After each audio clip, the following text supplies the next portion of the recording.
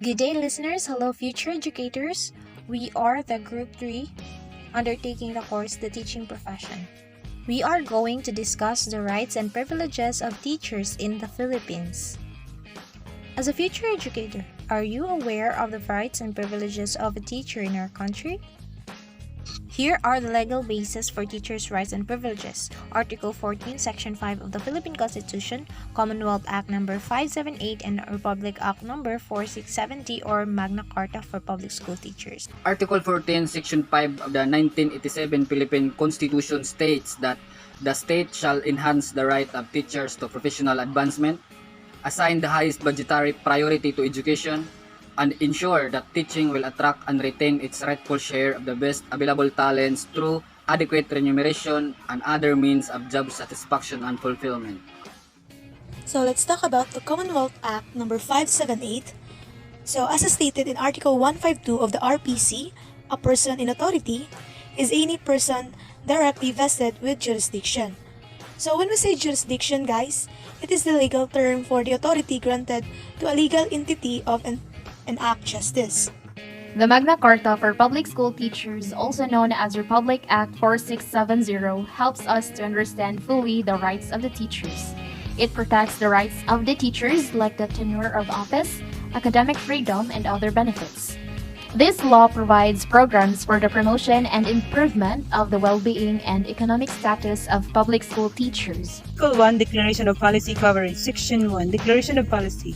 It is hereby declared to be the policy of this Act to promote and improve the social and economic status of public school teachers, their living and working condition, and their term of employment and career prospects. Section 2, the title definition. This Act shall be known as the Magna Carta for Public School Teachers and shall apply to all public school teachers except those in professorial staff of state colleges and universities. Article 2, Recruitment and Career. Section 3, Recruitment and Qualification.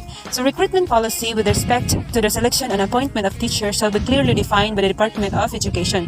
So these are the qualifications. A, for teachers in the kindergarten and elementary education or BSE Ed. B, for teachers of secondary schools, bachelor's degree in education.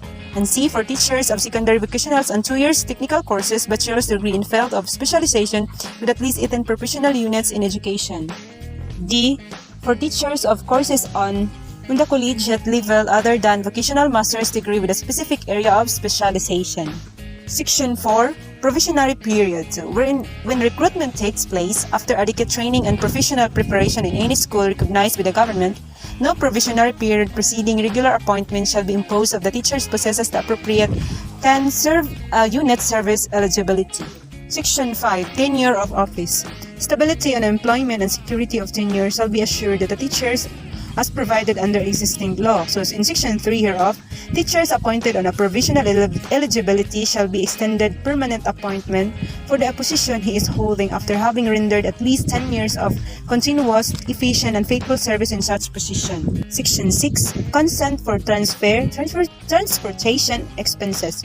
So no teacher shall be transferred without his consent from one station to another. The teachers believe that there is no justification for transfer. He may appeal for his case in the Director of Public School or the Director of Vocational Education. Section 7, Code of Professional Conduct for Teachers. Within 6 months from this approval of this Act, the Secretary of Education shall formulate and prepare a Code of Professional Conduct for public school teachers. Section 8, Safeguards in Disciplinary Procedure. So every teacher shall enjoy equitable safeguard at each stage of any disciplinary procedure and shall have A, the right to be informed in writing of the charges. B, the right to be full access to evidence in the case.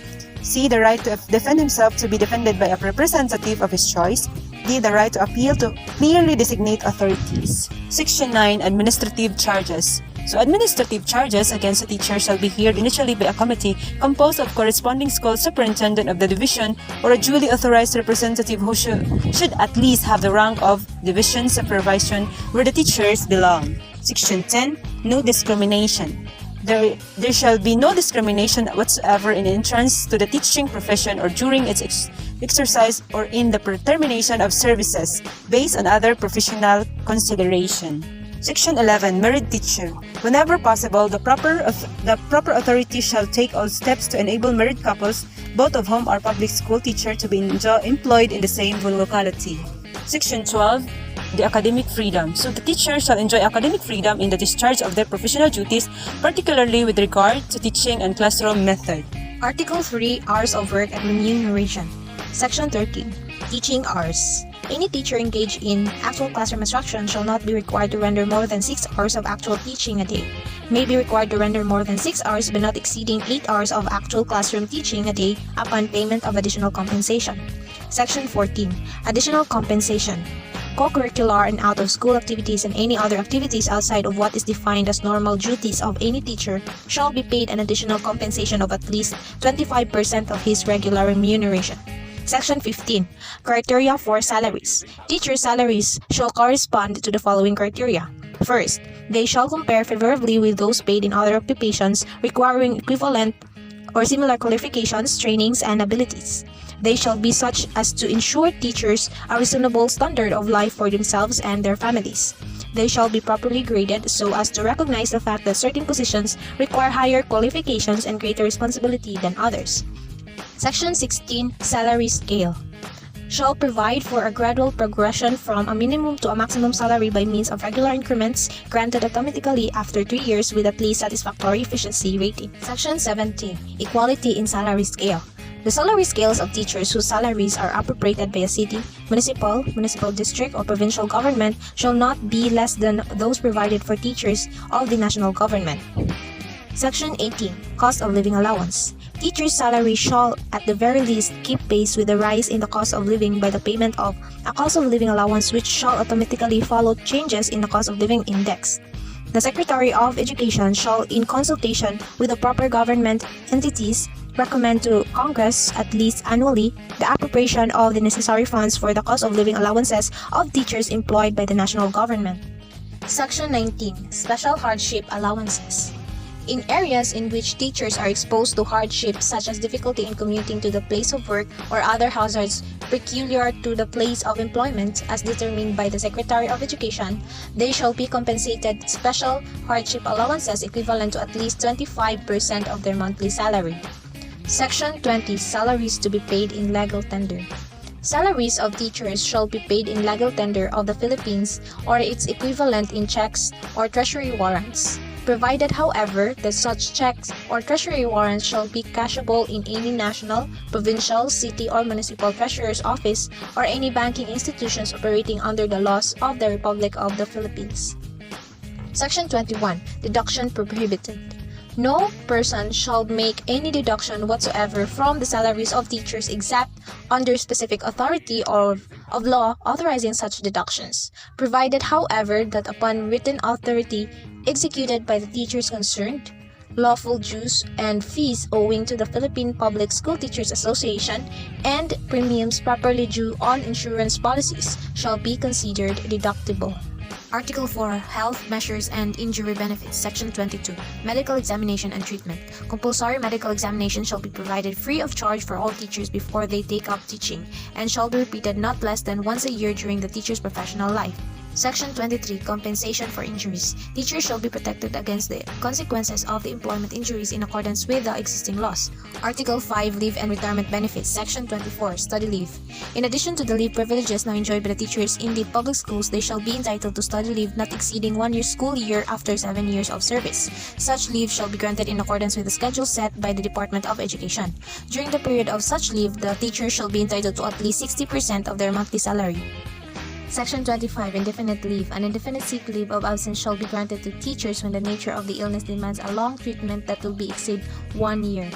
Section 26, Salary Increase upon Retirement. Public school teachers having fulfilled the age of service requirements of the applicable retirement laws shall be given 1 range salary raise upon retirement, which shall be the basis of the computation of the lump sum of the retirement pay and the monthly benefit.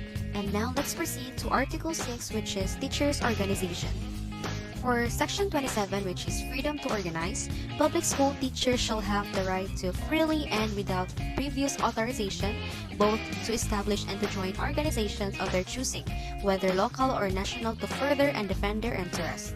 And now we have Section 28, which is Discrimination against Teachers Prohibited. The rights established in the immediately preceding section shall be exercised without any interference or coercion. It shall be unlawful for any person to commit any acts of discrimination against teachers which are calculated to make the employment of a teacher subject to the condition that he shall not join an organization or shall relinquish membership in an organization, to cause the dismissal of or otherwise prejudice a teacher by reason of his membership in an organization or because of participation in organization activities outside school hours or with the consent of the proper school authorities within school hours, and to prevent him from carrying out the duties laid upon him by his position in the organization, or to penalize him for an action undertaken in that capacity. And now let's proceed to Section 29, which is National Teachers Organizations.